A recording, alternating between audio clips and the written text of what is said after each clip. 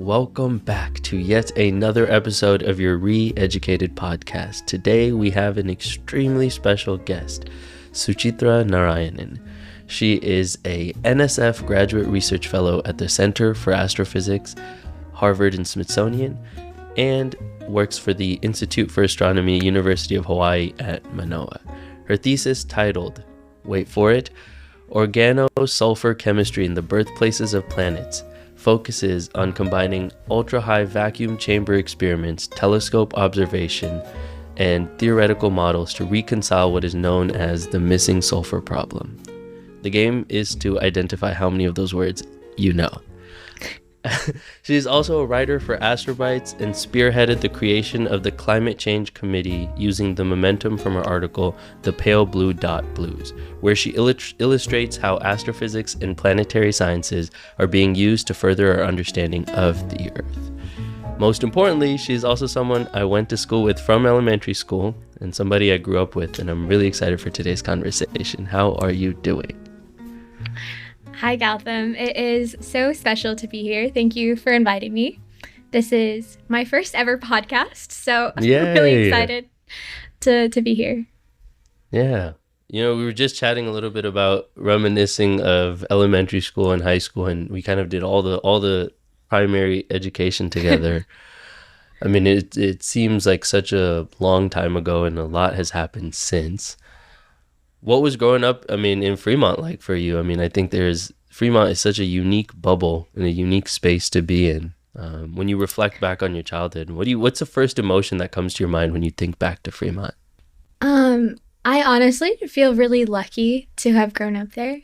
I don't know if did you watch Didi? It's a movie I haven't, but I've heard so much about it.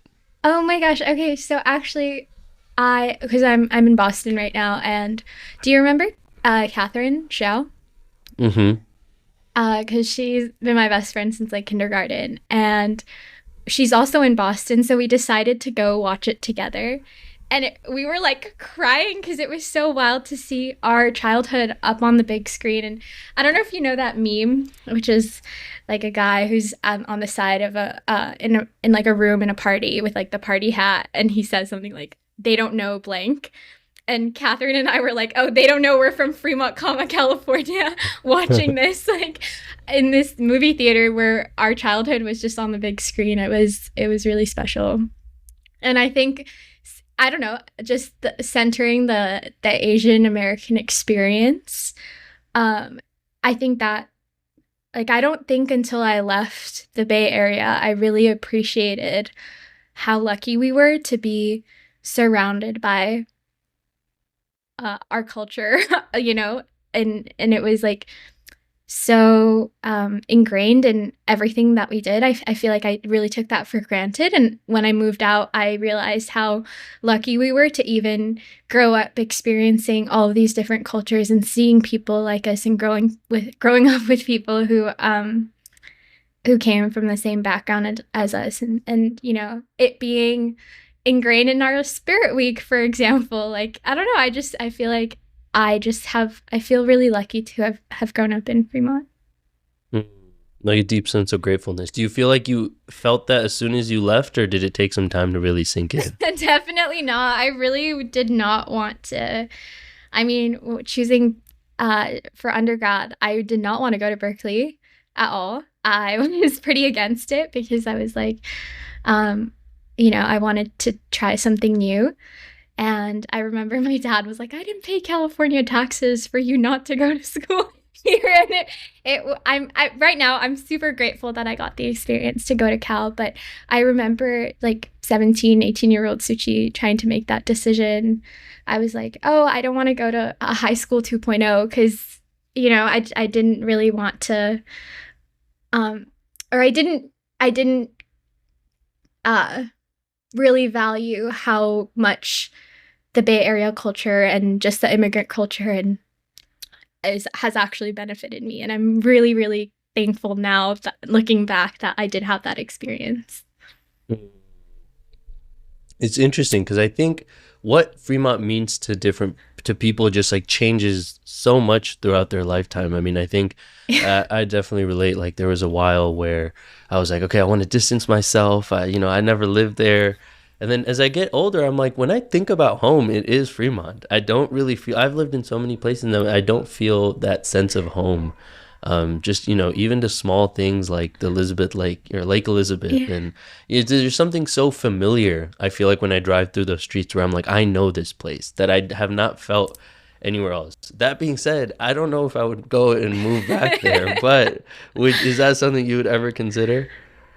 No, I don't think that I would move back to Fremont, but I do also relate, like, I don't know, I think I've struggled in the last, I've moved so many places in the last few years, Berkeley to Honolulu to Boston, and then gotten to experience the world. And so I don't see myself in Fremont long term, but I think that was like also the charm of like getting to watch Dee Dee. Like, okay, it showcased our hometown, just seeing the streets that we grew up in, the beautiful brown hills in the background. And there was even a scene where the main character skateboards in American, and I was like, that's wild. I never thought that I would see like my high school on the big screen.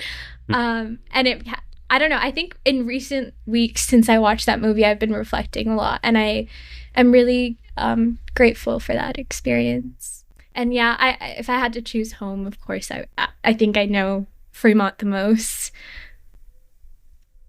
Getting and I to think see, it I also guess. has like, oh, sorry.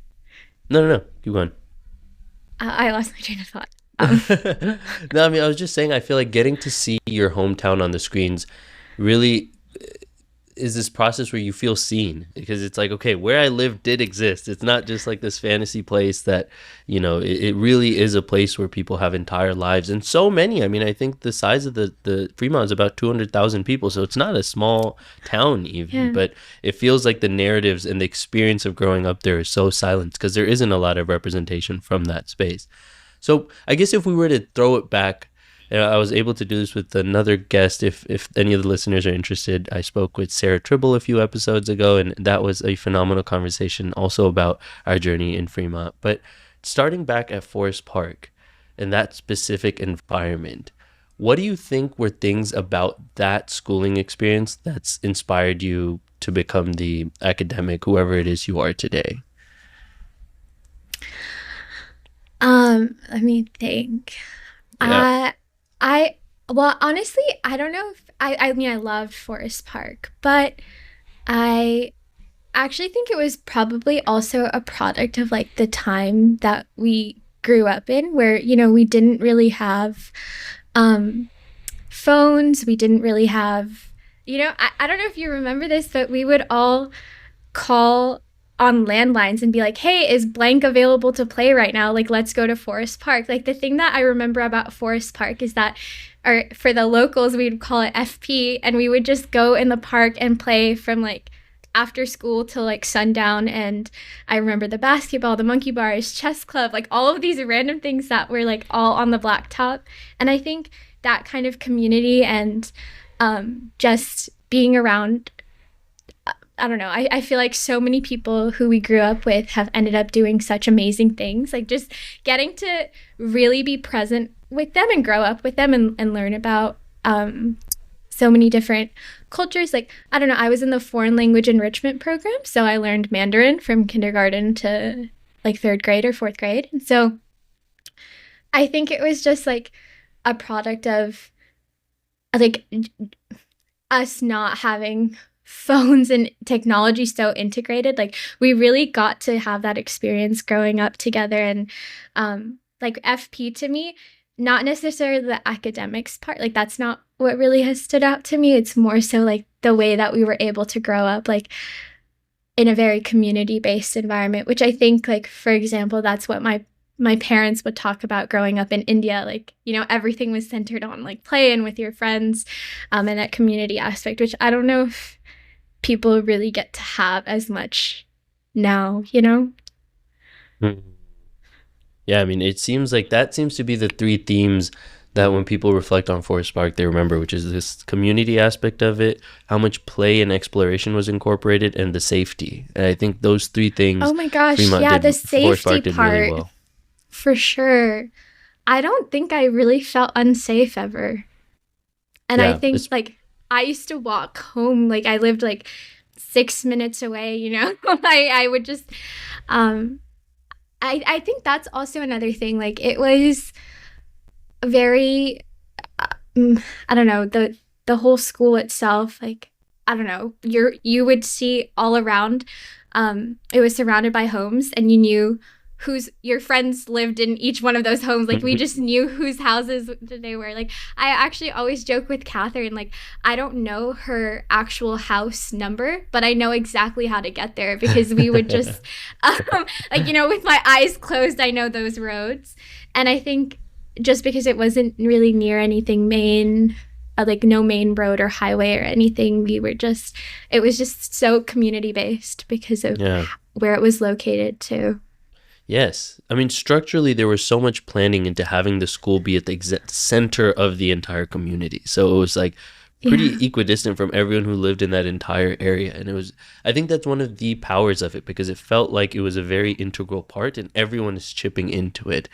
An interesting thing that I was actually talking to a parent about recently, and she had shared how in their school for her kids, a lot of the parents were involved in all these different art classes, clay classes, woodworking, and Forest Park was like that too. I feel like there was, now when I look back at it, there was so much parent involvement, which seems to now, I've realized there's a lot of research that's come out how important parent involvement is in just like students' ability to feel safe and learn. Yeah, I remember we would have art history class. Do you remember that every month? Mm-hmm. And Yes. Ria Marate's mom would teach it to us. I remember it was so community based. I really like my mom volunteered for PT for parent teacher stuff all the time. Like I don't know. It was a really special school to go to. And the fact that it's a public school is really, really something. Yeah. It shows that a lot can be done. I think that's something that I am really proud of because all of my schooling till through my PhD, which is elementary through junior high to high school and then college and PhD, it's all through public schooling. And I think that's like, I'm really proud to be able to say that. Like it's all, I don't know, I feel like, I think one of the things you had asked or you had said was, what would you recommend or what would you tell, you know, kids who grow up in Fremont and stuff?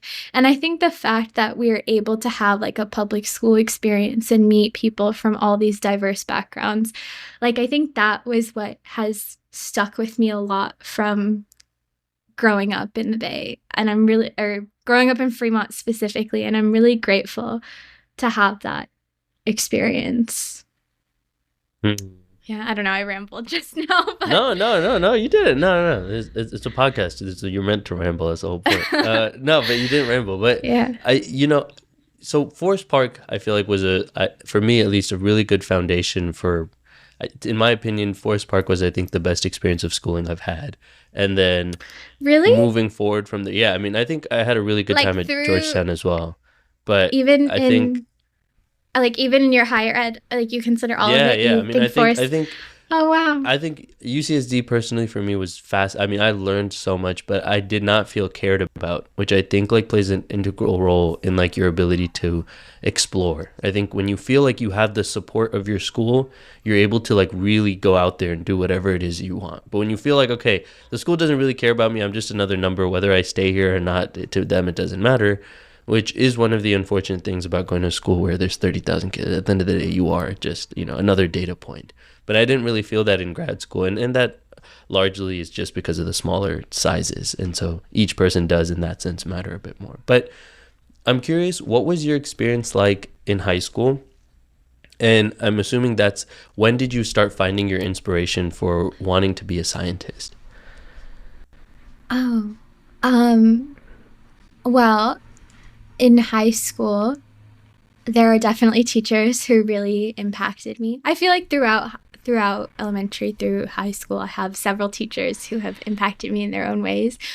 But most specifically, one of them is Miss Liu, who is our chemistry teacher. I don't know if you had her, but she's like literally the reason that I ended up studying chemical engineering, and now I'm doing astrochem research. So she did seriously affect my trajectory. And I always make this point whenever I think about, you know, when you reflect on journeys, like you don't know how much of an impact one person can have. Like if you had such an excellent chemistry teacher, maybe you would end up being in chemistry long term and stuff. And that was definitely the case for me.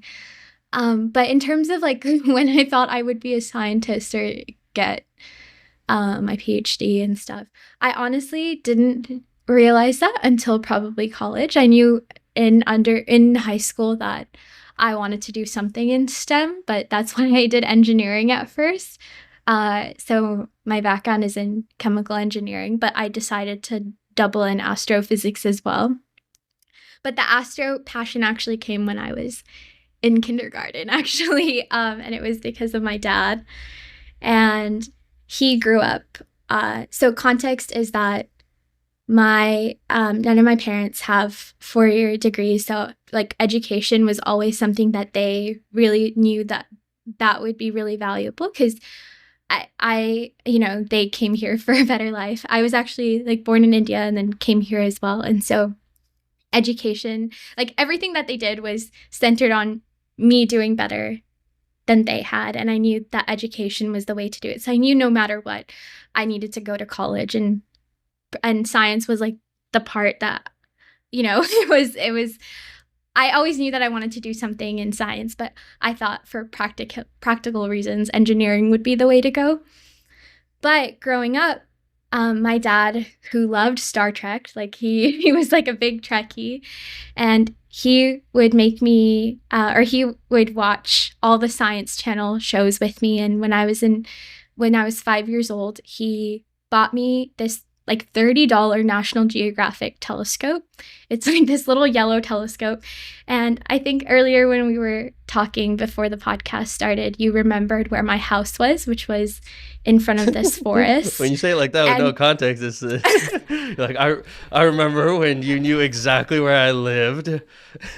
Well, we probably went to each other's houses playing, growing up. That's the context. But in terms of like Forest Park, there is a forest really close to it. It's called the Ardenwood Forest, and my house was right in front of it.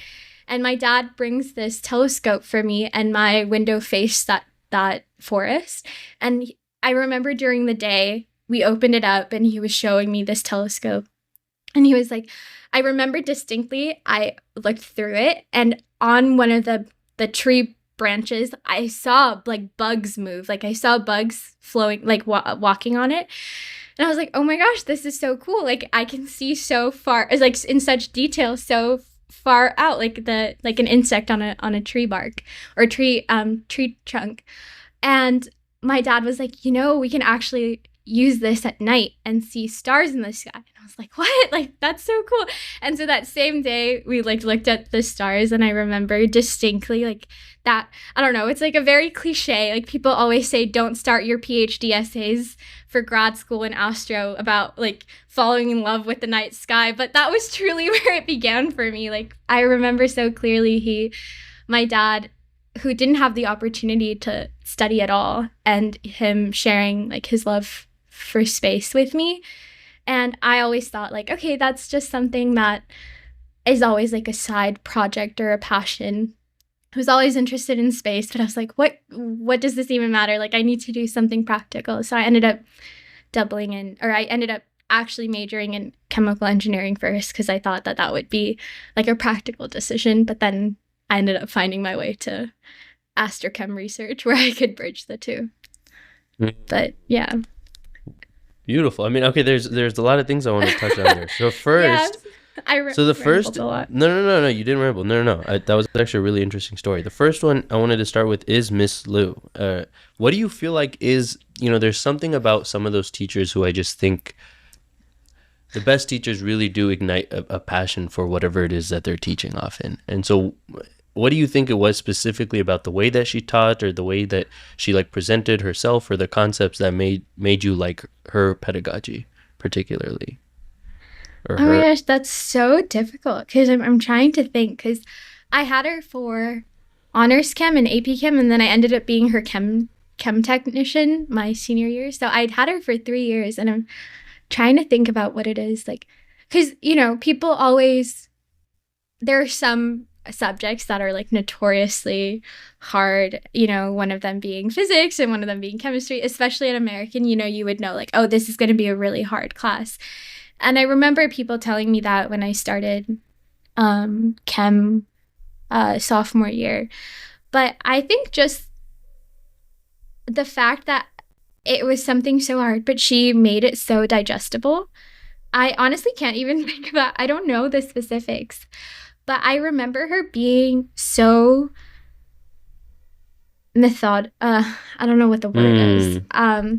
She was just, she knew that it's a difficult subject, and she tried so hard to meet you where you were at, and like explain it to you in ways that like were easily tangible. You could grasp it from the the point, like you don't know anything about atoms or things like that, and it was hard. I remember getting like my first test, and I was like, I got it back, and I was like, oh my gosh, I really do have to study in this class. Like, this is a really hard class.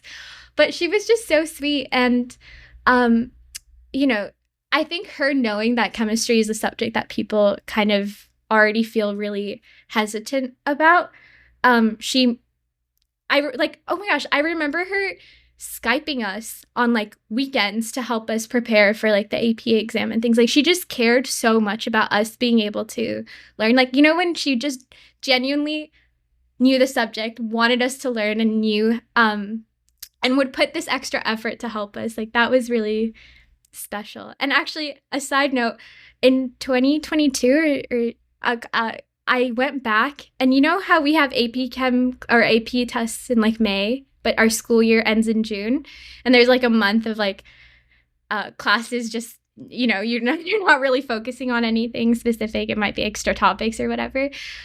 She actually invited me to go give a lecture to her class on astrochemistry during that period. And so I went back, and I got to teach her AP Chem class for a whole day. And I remember also the fact that I had to give the same lecture 5 times that day. And I had so much respect for these teachers who had to just basically repeat the same lecture, with a very short turnaround. And I was like, that's so wild. Like, you have to do that day in and day out, and actually like get this, and every class was so different. I got to experience what she experienced like for, I don't know, so many years. And I just had so much respect for her to be able to, cater to each class specifically, because each class had a different vibe, and be able to like be excited about the topic enough to be able to repeat it for 40 minutes every hour. Like, I don't know, that was really cool to see, and to go back as like a teacher, and I don't know, it was just really special. And she was like the only science teacher at American who I can like really who just really cared so much about the subject to like spend her weekends teaching us about it. So I don't know, I think she just really cared about her students. I really liked her. I had her for 1 year, and I just felt like I really respected her, which at that point in my life I think was something that I lacked in general for authority figures. But there was something about the way she really presented herself, and I don't know, it was like kind but also like authoritative. It wasn't like power hungry, but also there was clearly kindness in the things that she would say and the way that she would move, but she wouldn't let someone she commands take like respect exactly. in a way that yes. And I really and a large part of that I think is because of her competence as well. Like, just like how like talented she is at whatever it is that she does, which is a mix of teaching, chemistry, you know, all these things, which I just feel like, which helps. So another thing you brought up earlier. And it's so funny because she's also like really short. And so the fact that like she commands so much authority, especially from like, I don't know, it was, I do remember this because all the people in our grade,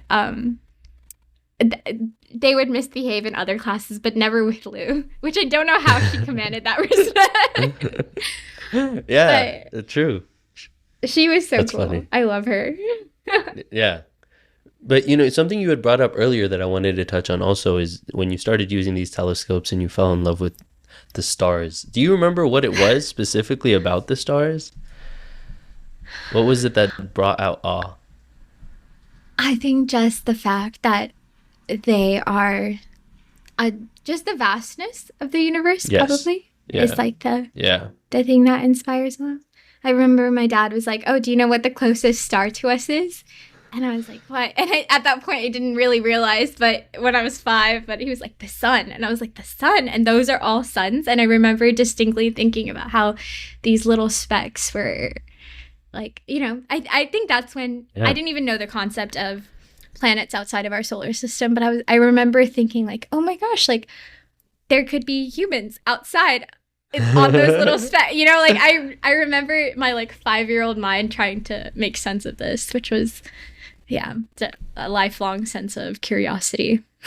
Or it sparked this lifelong sense. I'm really excited to actually talk about like this concept of vastness, because I think whether it's looking into an ocean, whether it's even looking into a fire, I think there's something about the vastness through which not only the quantity of the number of stars or how large the ocean is, but there's also something about like the fact that it's been happening for so many years. Like every time I look at a fire, I'm like, damn, people 100,000 years ago were also doing this. There's something, and same with stars. Like when you look at the stars, there's this connection of people who've come before you and also after you, where there's something universal about these things that just always bring out awe. And I think in that sense, anytime I look into, you know, even a beautiful tree, I feel deeply connected not only to the thing itself, but to other humans who have come before and after me. And so one thing I want to start with before we get to this feeling of awe and what inspires it is astrophysics in itself is such a complex word. And I would say out of all, my understanding of the sciences is the weakest. And I really do I'm excited to have these type of conversations because I do really want to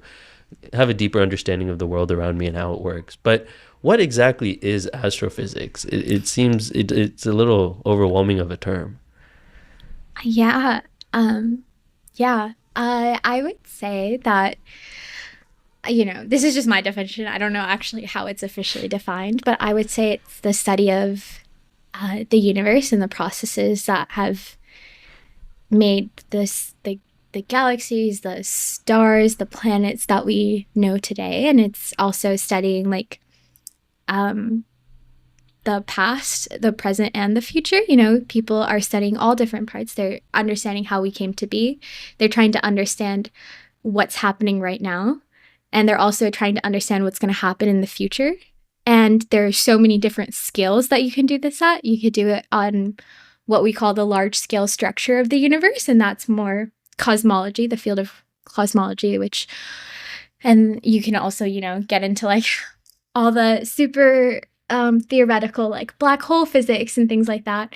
Or you can get into studying galaxies specifically. You can start a study, like most of the, you know, the deep field images of the big space telescopes that you have, which are like the James Webb that just launched a couple years ago, and the Hubble, like those deep field images, you might think that they're each like stars, but they're actually each galaxies, which have so many thousands of stars within them. So it's actually wild. Like most of those images are, you know, you can't even begin to understand the vastness because it's wild.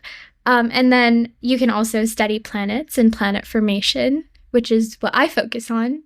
And then you can also study more local to us, which is our solar system and our sun. And then you can also study the remnants of what made the solar system, which is like comets and asteroids. Or you can bring all that together to study Earth. And, you know, there's still so many mysteries that we have about Earth itself. So, there's astro is like the understanding of all of it. And I think now we're moving towards this more interdisciplinary understanding of it. Like for me, I would call myself an astrochemist more technically. And that's like bridging chemistry and astro and planetary science and geoscience. Like it's a bunch of different fields that are bridging now. I think maybe back in like Galilean times and things like that, it was more so just mapping out the world, like local world. Like the 4 moons of Jupiter are called the Galilean moons because it was just him observing these. As technology. Sorry, I'm rambling. Technology is advancing, like I think the term astronomy versus astrophysics has really shifted, and we have like these more interdisciplinary fields, which is astrobiology and astrochemistry and planetary science. So it's really shifted and it encompasses a lot. So I don't know if there's like one set definition, which is why it's kind of like asking what is mathematics. It's too broad of a. Yeah. I guess that's true. But I would just say it's like us trying to piece together the universe around us. So one question I have for you is, a lot of people, I'm trying to think of how to word this, because I studied math and philosophy in undergrad, and I feel like those are two highly abstract kind of things where, especially with math, it was fascinating to meet people who would devote their lives to understanding how numbers interacted with each other purely kind of for the sake of it. I mean, it was just out of the curiosity of the human mind to be like, I really want to understand this. There was no like, I'm doing this because it will cause X outcome, and X outcome is so great, and that's why I do it. But more times than not, eventually 100 years in the future or whatnot, someone would then find practical application for whatever it was that was theoretically applied in the beginning. In your own work and the way that you were teaching, do you feel like you had to battle this question a lot? Like, what is the point really of this? Or were you okay with the abstraction? Yeah, of course. I think I did feel that, or I have felt that a lot over the course of,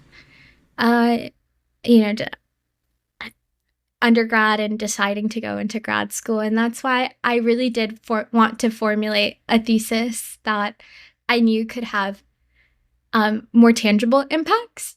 I did battle this very significantly, which is what that article that you mentioned in my intro, the pale blue dot blues, I talked about this more specifically. It was battling, the context for that article was, I don't know if you remember the August complex fires in 2020. Were you in the Bay Area in 2020 during like the Orange Sky Day? Oh, yes. Whoa, yes. Wow, I forgot. I was fundamentally changed that day. And that was because, so we moved to San Leandro. So, from Fremont to San Leandro. And I spent my first year of my PhD remotely. And this was like, I don't know, week 3 of grad school or something.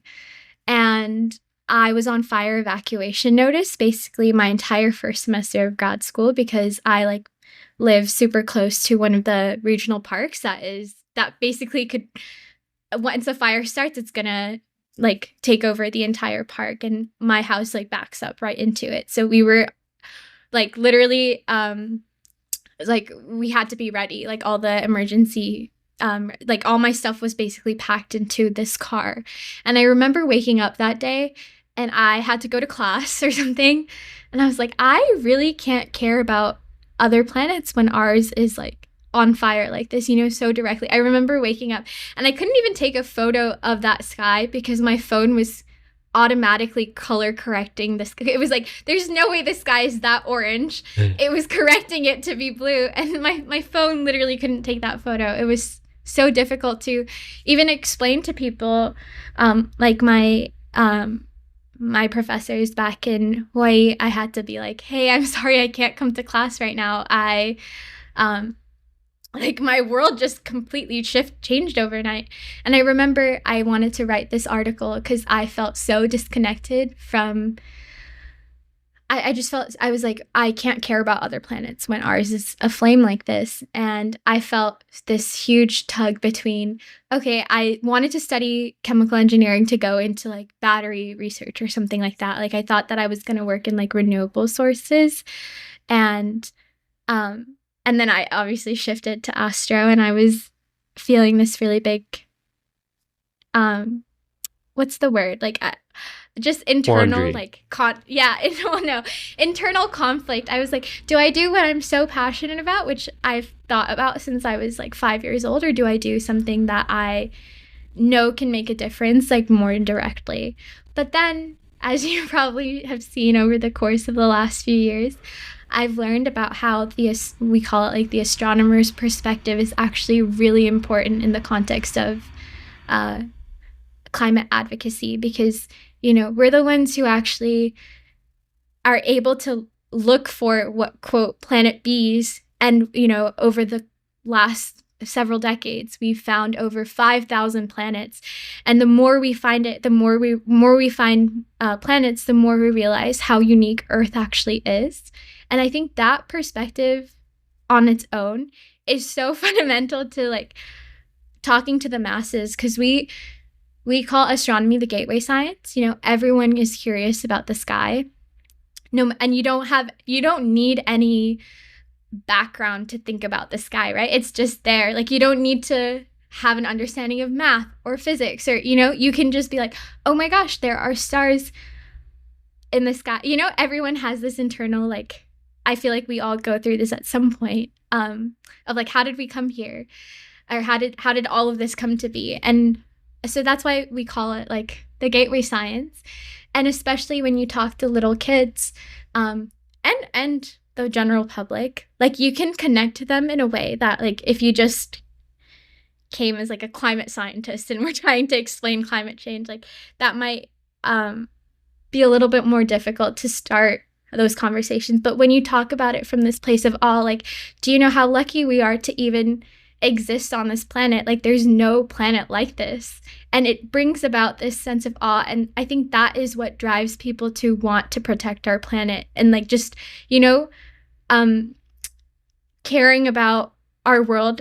It has to come from this sense of appreciation, like it is worth saving. And how does that happen?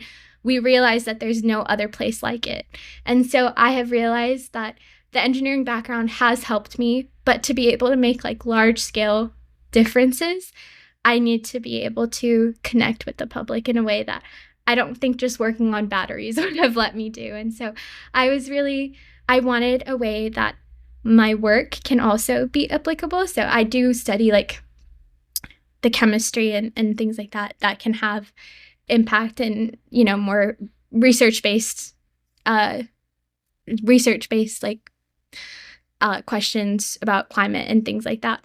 But more fundamentally, I think just the perspective that astronomy has given me allows me to talk to the public in a way that I don't think being a chemical engineer would have given me. So I am really grateful that I have both backgrounds, but I think in the end, I'm really grateful for this ability to inspire awe for our planet that, being an astronomer gives me. So that was like a long scale. It took me a while to be able to resolve this internal conflict, and I still have it sometimes.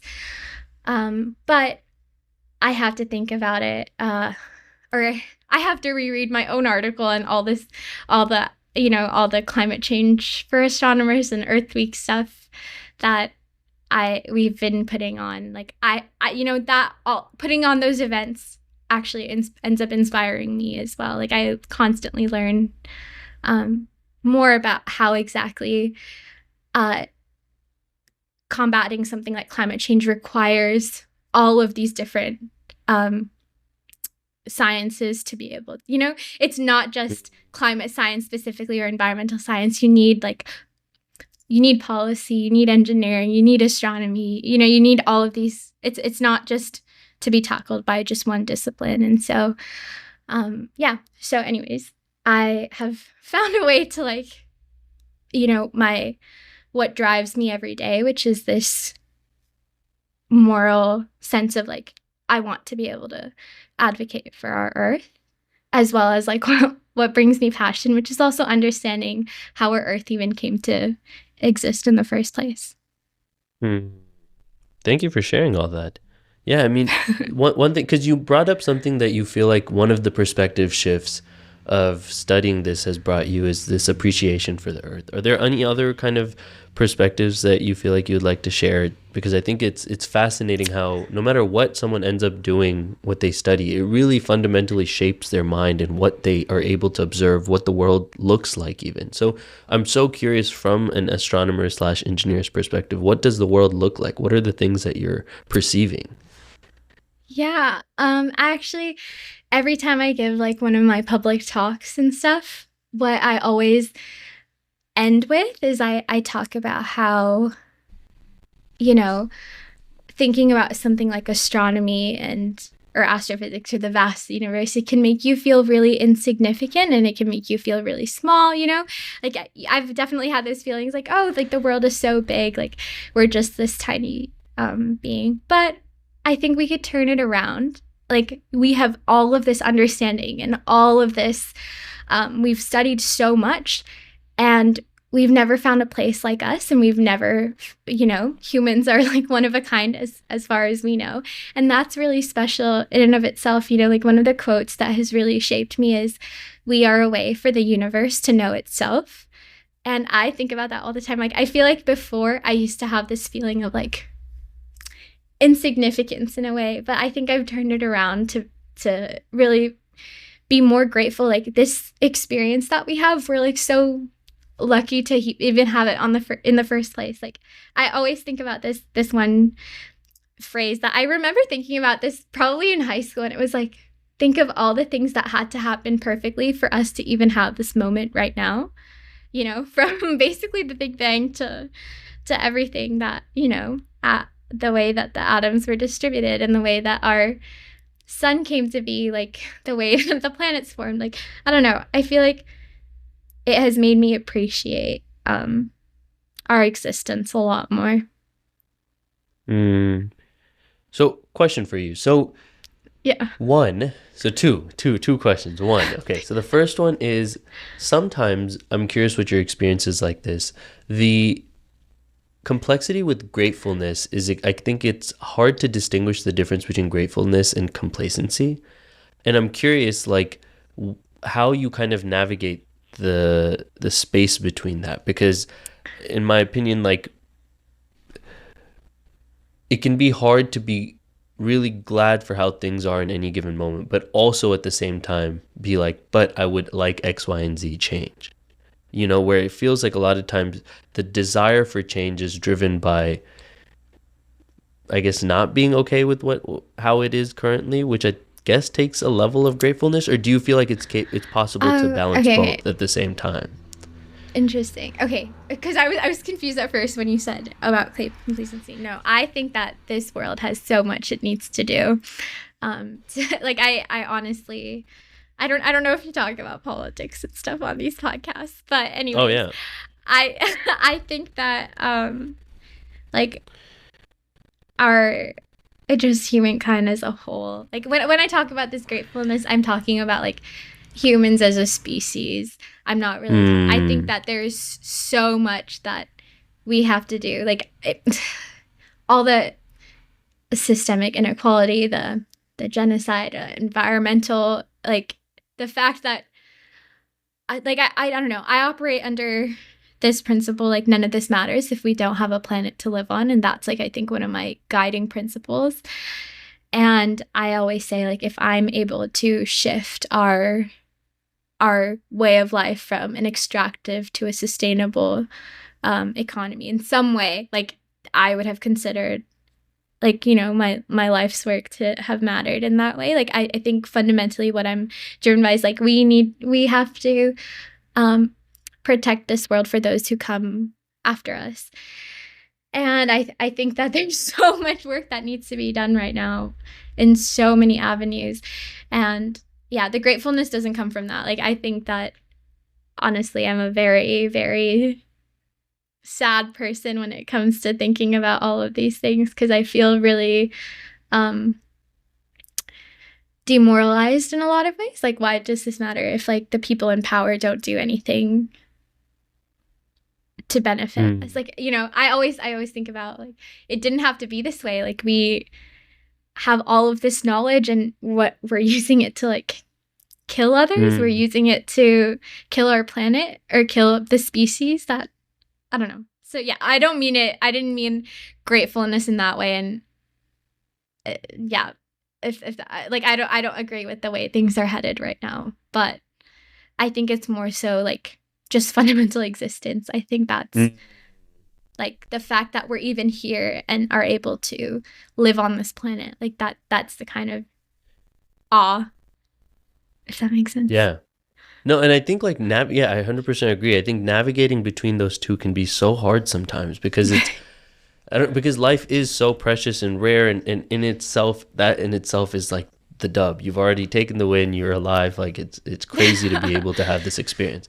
But then I feel like, there's also this other drive where it's like, but I want things to be different and better. So, and you can't be lost in either world, because I think if you get lost in the sauce, then you'll forget the kind of specialness of simply just being alive, which I think is really unfortunate as well.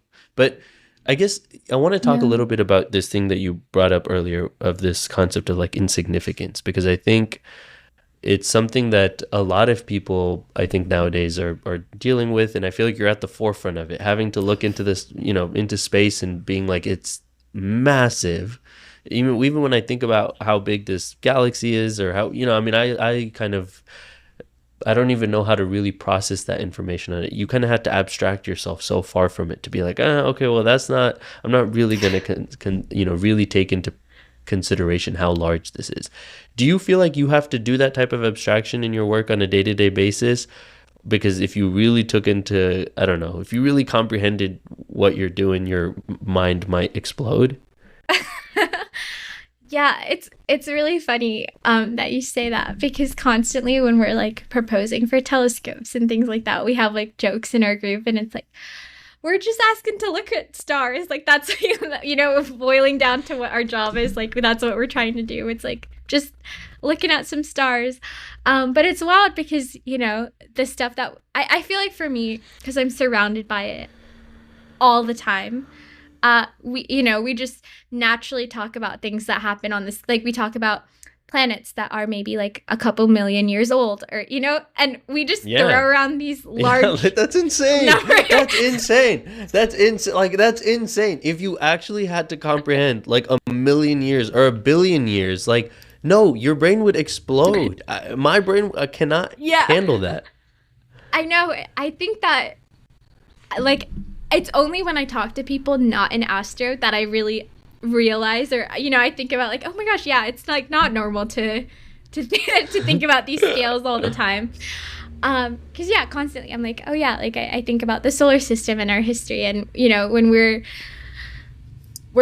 you know, comets are thought to preserve the initial cloud from which our sun and our solar system was formed in. So it's thought to preserve like the initial abundance, like the chemistry of the comets are thought to be indicative of what the environment was like when our planets were forming and stuff. And so when I think about that, I'm just so shocked. I'm like, yeah, we're thinking about like things that were happened like billions of years ago by studying these comets. And it's like cool. Like, it's like a little historical relic of our solar system. And it's a way for us to piece together our history. Like, I think about this a lot too. Like, as I grew older, I've been thinking a lot about like where I came from and trying to trace back, like, you know, I've been really trying to talk to my grandparents to understand like the history of the villages that my family grew up in, and learn more about that. But I think about it also like, you know, I feel like we always have this question about where did we come from, whether that's through like our ancestry, or I think for me it's gone even more scientific, like from the very dust that like created our planets and us from the beginning. And I feel like that second part is a question that my friends who are not in academia or not in astro don't think about a lot. But then when I get to have these conversations with them, they're like, oh my gosh, that's so cool. I never got to think about it in that way. And yeah, I don't know. It's hard for me to like, I think in the astro world, it's easy to throw around numbers like millions and billions of years, and we do that all the time. But I only realize like the absurdity of it all when I talk to people outside of astro. Mm-hmm. So I mean, what process did it take? I mean, what is that transition like? I mean, I'm assuming when you first heard it, you were like, oh, that's crazy. And then I guess it normalizes over time, and you're just like, all right, this is a number I need for my paper, I guess. Yeah. Yeah, that's so wild. That's such a good question. I don't know. I think that you just learn to, I mean, it's like probably if we were to turn it around, it's probably the same way that, you know, when you think about biology and you think about like cells on like micron level, yeah. you know, when you think about things, you know, I feel like telescope versus microscope, you're kind of doing the same thing in a way, just opposite direction. Like, I think about that a lot when I, you know, earlier you mentioned like the vastness of the ocean. I feel like the three things that are like big questions to me are like the universe, our brain, and the ocean. Like, all three things like we know nothing about. And like, and I probably could have ended up working in any three of those, because it's just, I think the large scale of like the unknown is what drives my curiosity.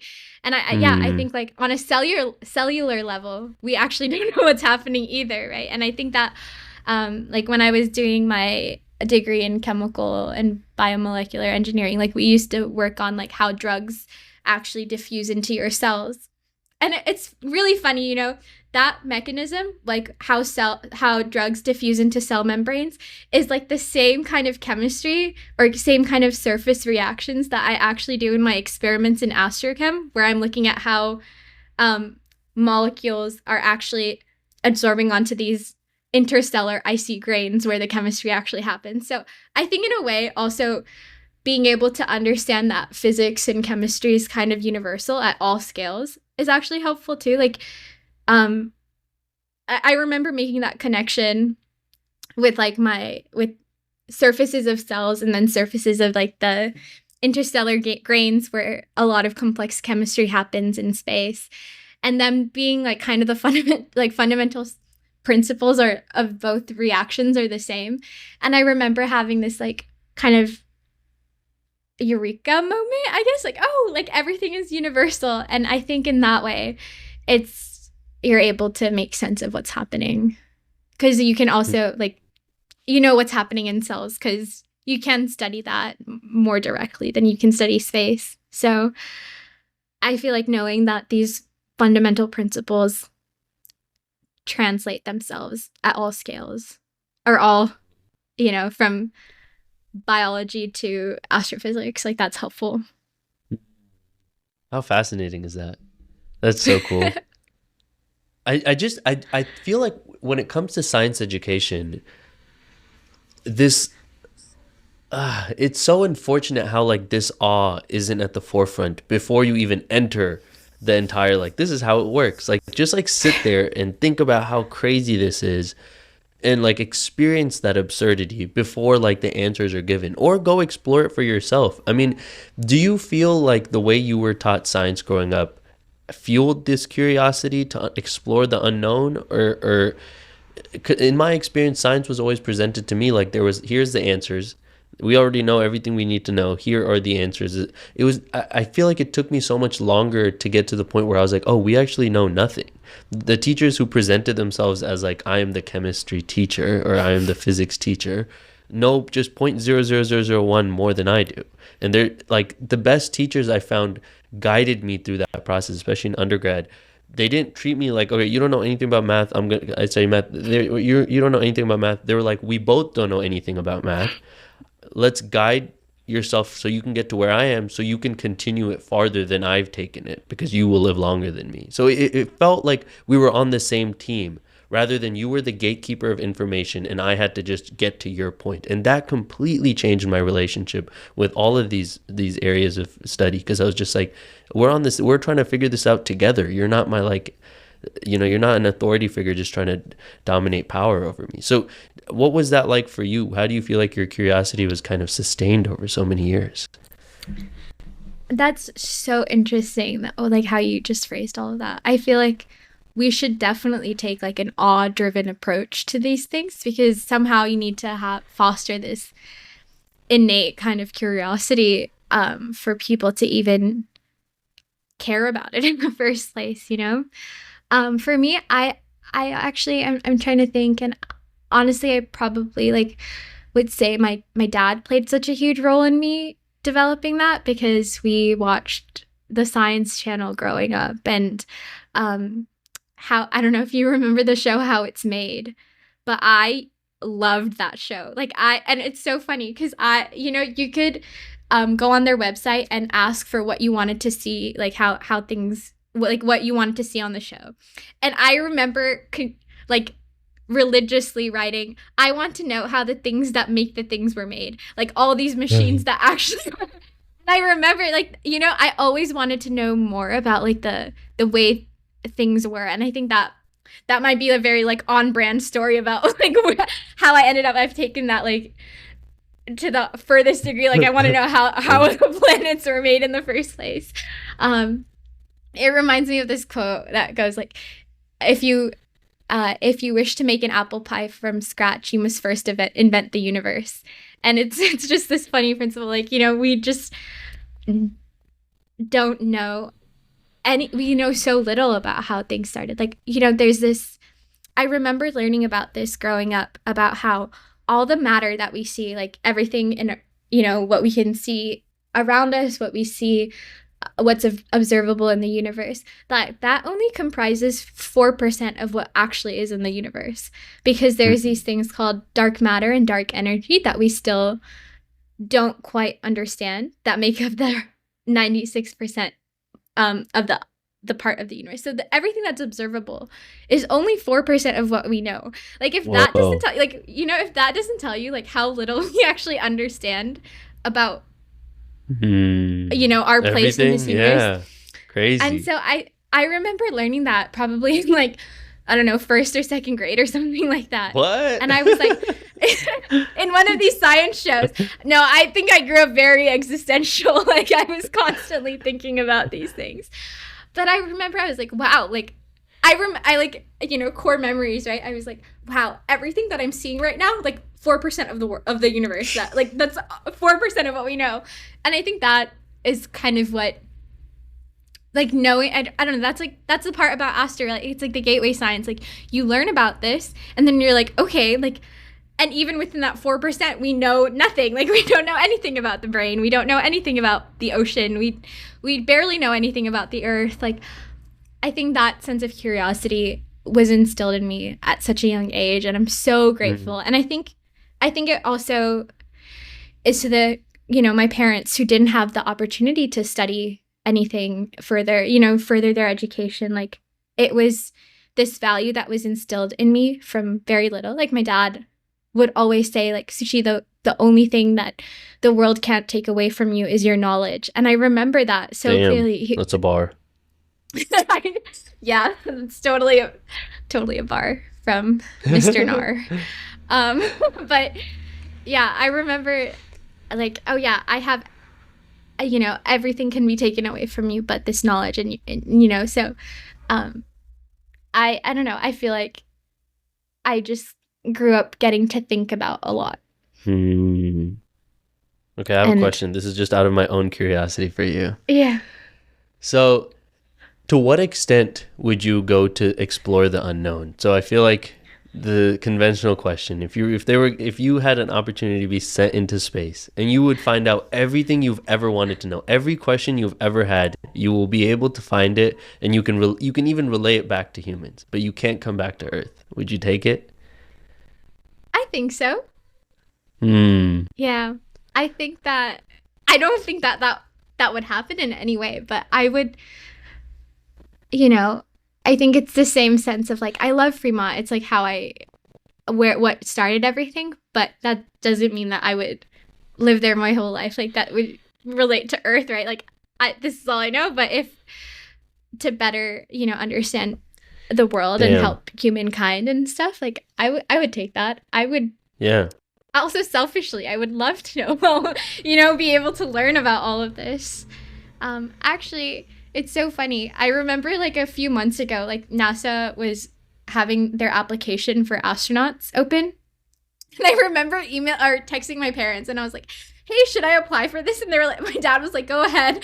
And my mom was the one who was like, please, like, stay on Earth. But my dad was like, no, go ahead. And I was like, the kind of conversations that I get to have with my parents, it's just so funny. And little me would like have never thought that, like I would just be like casually texting my parents like, hey, should I put an astronaut application in? Yeah.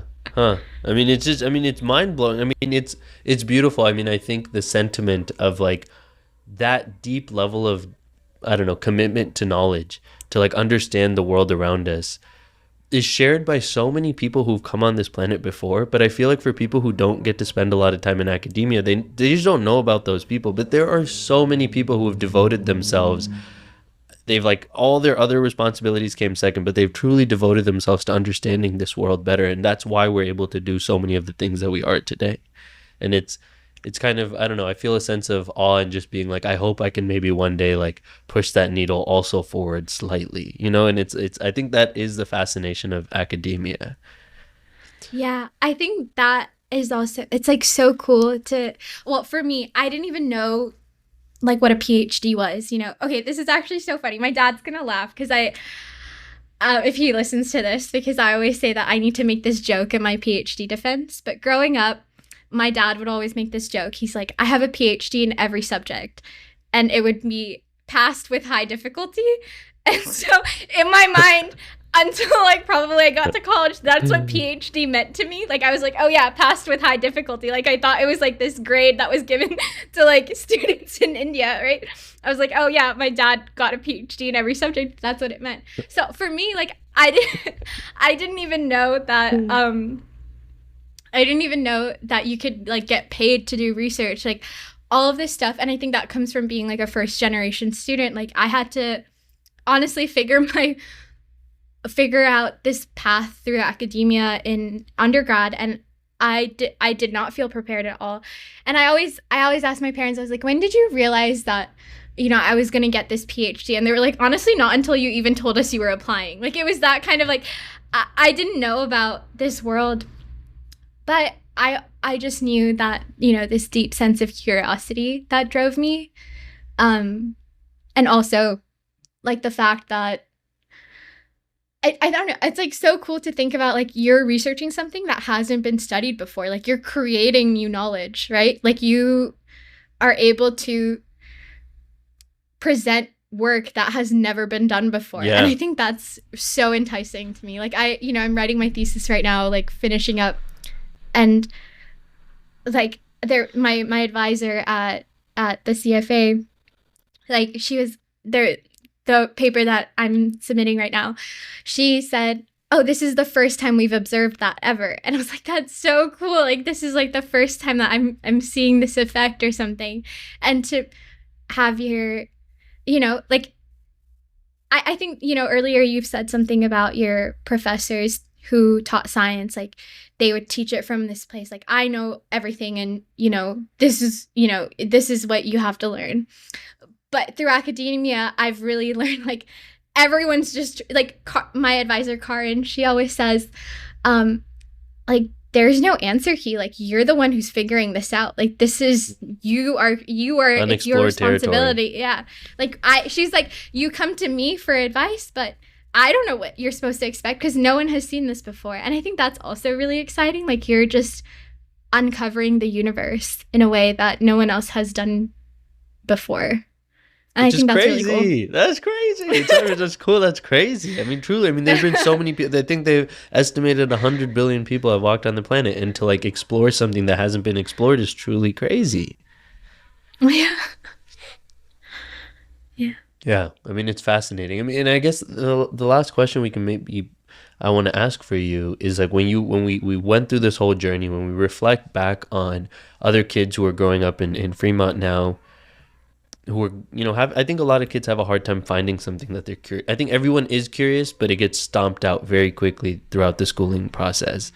Do you feel like, how would you, maybe what advice would you give to get back in touch with whatever that maybe that little spark of curiosity is? Like what? Yeah, I would say like what gets you down rabbit holes. Like you just can't. You just want to learn more. Like I don't know. Growing up, like some of the YouTube channels, like Course Gazette or Vsauce or Three Blue One Brown, like those science channels. I remember I could just keep watching more. Like once I watched something, I would just want to learn more and more about it. And I feel like finding what interests you like that, like where do you just get lost in and lose, you just get lost in the material and lose track of time. Like that, for me, that has always been like chemistry and science and astro and things like that. There are definitely other things that I fall down rabbit holes in, but I don't know. I feel like the culture in the Bay Area or Fremont has kind of changed, where everything has been about getting into the best colleges and all, that kind of pressure that I feel like a lot of students have. Like, I've definitely felt that. Like, my parents' friends, kids talk to me for advice and things like that. But honestly, all the stuff that I did, like, I didn't really do anything in high school besides swimming and water polo and piano and I don't know, volunteered at the animal shelter. Like I didn't really do anything that maybe is expected of students these days to even get into college. Like when people these kids like be when doing people the whole, I know, maybe like, service saving, I don't know. Like they're publishing papers as like high schoolers. I did not have that. I didn't have parents who really knew how to navigate the higher education system. I didn't. And so everything that I kind of, I'm like actually a terrible person to get advice from like whenever my parents tell me like, oh, people want advice for you in college. Like I honestly never know what to say, because I'm like, I just ended up here because I kind of stayed true to what has really motivated me. And I didn't do things just to do things. It's like stuff that, finding what really, really motivates you and what you're passionate about. I think that's the number one advice. I think there is actually nothing more important than that, truly. Yeah. It's like, yeah, I feel like so many times they're just trying to find this formula of like what. Yeah. And there is none. No, I would say it's just what excites you. And I think you always need something to get excited about, even in this world that can be really dark. At a lot of times, like we've had some pretty dark last several years and continuing, and with climate change and everything, like it can feel really dark. And I do feel that kind of dread, like existentialism and everything. But there are these moments where you can find what gets you excited. And I think feeling excited to live and pursue these things is probably what's the best way to get through these moments, Wow. Yeah. Last bit of trivia. What's your favorite planet? Oh, it's my favorite planet, Earth. Second favorite planet? Venus. Ah, nice. Solid. I think I'm a Jupiter guy. You're a Jupiter guy. How come? Dang, now you're asking the trick question. Jupiter is the one with Io, right? Yes. Yes. Did you see this week we just launched to Europa? Oh, cool. Europa is one of like a rover or something? Yeah, it's one of NASA's missions, Europa Clipper. It's going to get to Jupiter in 5 years. Oh, cool. And it's going to get to Europa and land on it? Yes. Yeah. Why Europa? So it is really special because it's what we call an icy moon. And it's probably one of the other places in our solar system that could harbor life. There are these like subsurface oceans and things like that. And so cool. we're going to get a lot of information about the chemical composition there and what even exists. And it's, so icy moons are like the next big thing in our solar system science, because there could be places that could have some sort of life as we kind of understand it to be at the moment. Whoa, that'd be nice. Okay, well, yeah, I mean, space fascinates me, but I want to say thank you so much for getting on the show today. This was a lovely conversation. Yeah, thank you so much for having me. I was so excited to be on it. I hope that the listeners enjoy too. Yeah. And that brings us to the end of our conversation. I hope you enjoyed it as much as I did. Thank you again for listening and making this process so much more enjoyable. If you haven't had the chance to already, make sure to subscribe to the podcast on Spotify, Google, and Apple Podcasts to get the latest updates on new episodes. If you've been learning useful information here, feel free to leave a review as well. A little bit goes a long way in spreading this podcast. And have a wonderful day. And as per usual, stay re-educated.